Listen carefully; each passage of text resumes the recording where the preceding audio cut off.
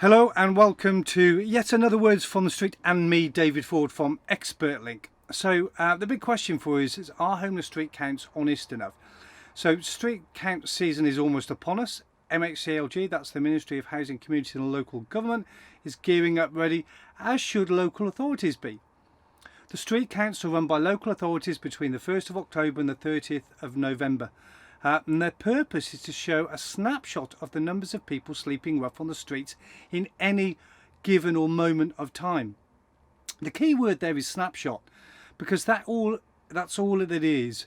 What the count has shown is that between 2010, when they were first implemented, and 2017, rough sleeping rose by 169%. Yep. 169%, and the following 2 years saw falls of 2% and 9% respectively. What it doesn't show you is how those figures can or are being manipulated or used for gain by local authorities, or how they've been politicised. You know, I've been a rough sleeper. I've been working around rough sleeping for over 10 years, and I've been involved in many street counts, even jointly leading on one. What I do know from my own experience is that it's a highly emotive subject. You know, when we think about street counts, what we could quote is lies, damn lies and statistics. But what's probably more accurate is money and power corrupt. Now that's a big statement, but not one I'm alone on thinking. You know, too often I've heard reliable stories of how the figures have been manipulated to suit the need of the local authority. Stories that include police clearing city centres just before a street count, rough sleepers being given travel passes for the day and being asked to leave the city, provisions being set up to shelter people just prior to a street count only for them to be returned back to the streets afterwards, or doing street counts at the time of the day when they are most likely not to find people sleeping rough. So we shouldn't be so much horrified that this happens. What we should be curious about and be asking is why. For that we need to think more specifically about the risk and reward thing. So or specifically, what is the reward for local authorities that incentivises them enough to take such a risk? It's not difficult to jump straight to that power and money thing with that question, you know. So over time, access to government money has been a reward for the figures that you have on your official street counts. So sometimes local authorities have been rewarded financially for having low figures. Hey, you're doing really, really well. Let's give you some more money so that you can continue to do well. And other times, local authorities have benefited financially for having high figures. You have a particularly bad problem, we'll give you some extra money to help you out.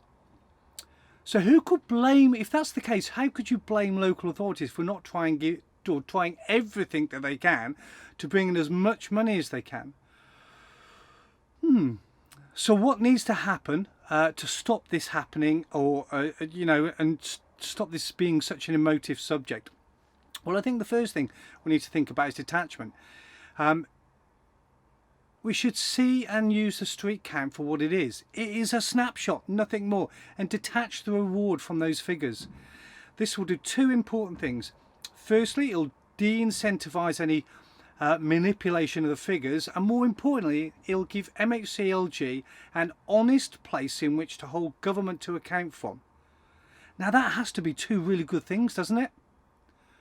The good news is that approximately 3/4 of local authorities are signed up to the government's Rough Sleeper initiative, and as part of that they are asked to do bi-monthly counts. But all other local authorities, along with their partners, should have processes in place to measure the amount of rough sleepers in their areas. You know, this will give us a much fuller and better picture on which to base any funding.